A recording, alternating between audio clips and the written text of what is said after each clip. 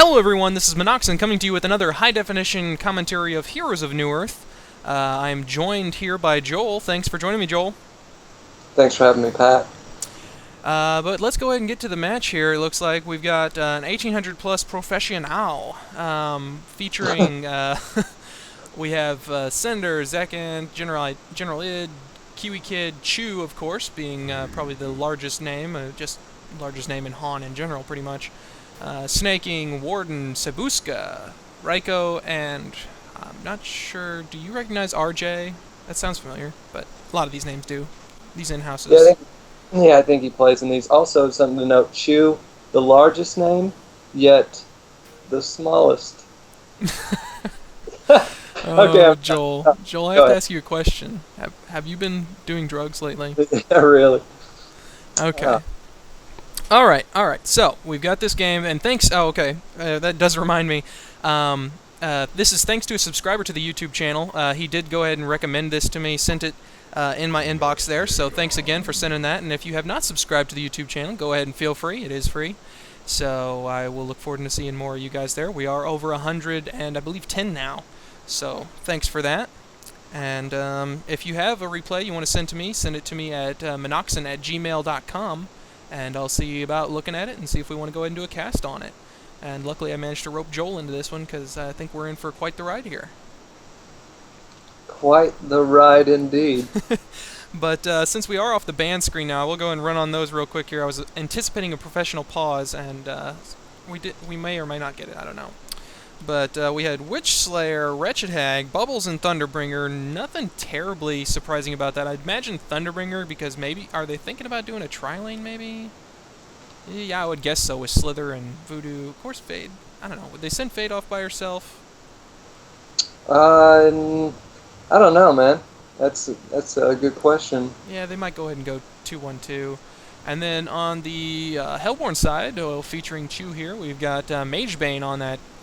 on that Chu on that Magebane. Then Magmus Torturer, that's kind of an interesting one. Don't see him a lot, but still I would consider him viable. Plague Rider and Tundra. So do you have anything to say about these teams here before we get, I guess, the game fully rolling here? I like the Hellborn team. The Magebane, is like, well, it's Magebane. But she was playing him, so whatever, and you don't see him a whole lot, but I like that. I really like the Hellborn team a lot more than the Legion team. What is it that you necessarily like more so about them? I guess they got some pretty powerful stuns there, but I mean, well, I don't know. What do you like about them so much more than the? Because you got Sebuska on that Gladiator. You've got Flint, Beastwood, and Fade, of course, being very powerful, and then you got two pretty nice supports as well to go along there. So, what is, in your opinion, throws them ahead? None of your business. I like Chu. I just call me Chu. I like in a team fight, if everything ideally on paper or whatever. I like the Plague ult combined with the Magmus ult, the chaos from that, and the Torturer laying down his chains. Yeah, I don't know. The Legion team seems like it would be a little bit better to pick people off than to go in with the team fight. Just because sometimes that Gladiator ult doesn't work how you want it to or when you want it to. Fade's more, Ganks style. She can be a pretty good presence in a team fight, but if they see you beforehand, they have wards or whatever, it's just, you're kind of, yeah, you can't initiate, obviously, so, I don't know. Yeah, I can see that, yeah. Yeah, I really like Flint lately as, once he gets built, he just has such a high DPS. He gets that Geometer's Bane, and even on occasion he'll manage to get the Frostwolf Skull, and it's just, oh man, it's just disgusting the amount of damage that he can output, and he's just so hard to take down by that point. So if he gets to that point, I don't know. Magebane's a really nice hard carry, but he's just, I don't think he's as stout as maybe as Flint there. Since Flint does have at least the ranged advantage. Yeah, well, Magebane can be, I don't know, he's never used. People just automatically are like, oh, you pick Magebane, you're crap, and there's pretty good reasons for that, but his aura's pretty good late game too. His cast speed and the damage from, if it still does that. Hell, I don't know. I haven't played him in so long. Yeah. Yeah, his blink, I believe it is. I think his blink. No, his mantra, his master of the mantra. Oh, that okay, yeah. And combined with his blink, that'll nullify a lot of this slither damage, a lot of the the flare and the all that. But against the slither, it'll be really nice in a good tight 5-on-5 situation. Tundra's getting a little A little bit of action there, taste of the flint. As, it looked like bottom they also have quite a bit going on there, and Magma's healing up now using a heal pot. As far as wards go so far, we have counter wards from both pulling positions. Nice ward placement, I gotta say, here for the Legion, throwing it on the backside of that creep camp to give them vision of the river here a little bit more, to see that gank coming from the sideways position. Maybe a little bit, I don't know, over excessive, since they have that other ward placed right there at the tip of that. They could probably still see right in that little nook of river to see someone dip through there real quick, but it's nice to be able to throw it on that ward there so they don't get the immediate counter on it. But I don't, most of the cases, I've seen a couple of competitive games recently where they have gone ahead and gotten the counter ward. I mean, like, that's the first thing that they have in these, bottom and top lanes, is they get a counter ward, because they know that they're going to get that creep camp warded to prevent them from pulling. Right, yeah. But, yeah, maybe he was anticipating for them wanting to do a little bit of a counter on that, so decided to toss it behind the trees instead of up in there. Yeah.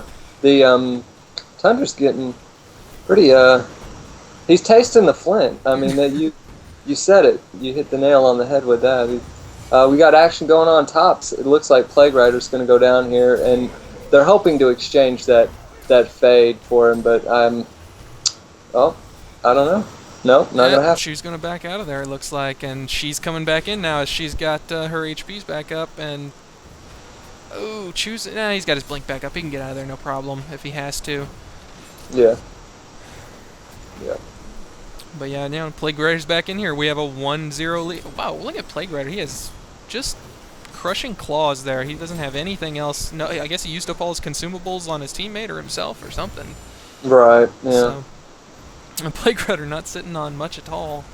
Usually you'll see them pick up the minor totems there or something, but I guess he might be working towards Blood Chalices. That seems to be the item of choice for pretty much everyone these days. Right, yeah. That's kind of, I don't know, on Plague, I guess he's going to go more, he's not going to go as much into his Extinguish if he's going to get Chalice.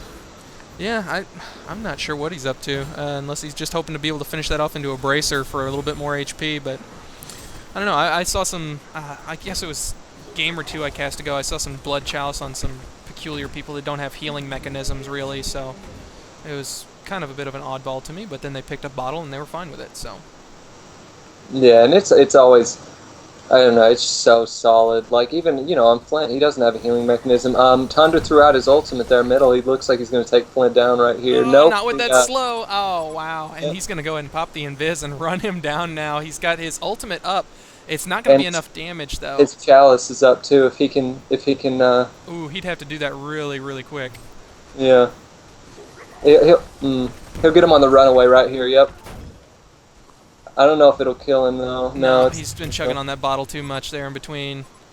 Yep, that was unfortunate, but nice attempt there from Flint. And who did we have go down? Was that Magnus went down? General D? No, that was Torturer. Oh, okay, the Torturer went down. There we go, and he's coming back in now. Or bottom, I'm sorry. Yeah. So yeah, I guess that still 2-0 right now in this game, and I don't know. How are people faring on the creep farm here? I'm gonna grab hold of Chew and just watch him for a second. Watch his little movements as I look at these. Well, Rycho's in the lead. They're middle, and his opponent. Soundly. His opponent has half with no denies, so that's not good at all. Yeah, and he's going minor totem crazy here, apparently. I just clicked on him. He's got 4 minor totems and that Blood Chalice, so hey, if it works. Flint has such a abysmal low damage. I'm just always impressed with these pro players, how they can manage to last hit with that guy when he's just got such low damage, but they always manage to pull it off. Are you talking about Flint? Yeah, Flint. Well, his awesome attack speed really makes up for that too. On when the tower isn't attacking creeps and taking them down by big chunks, but Yeah, I enjoy playing Flint. I just always and Magebane, ow, he's gonna go down really quick there to his own after image. I guess fade threw that out and it DPS'd him down the rest of the way. And no, actually rjaaay picked that up. He must have auto attacked or something there. I'm just going in on this Flint middle. He's gonna get him. Nice. Yeah, he did. He went all out on that too. He went in and used his ultimate and what is Magebane talking about? Oh, he must have been talking about her after image thing, I'm guessing, because that's what took him down. Yep. And Warden doesn't seem to care.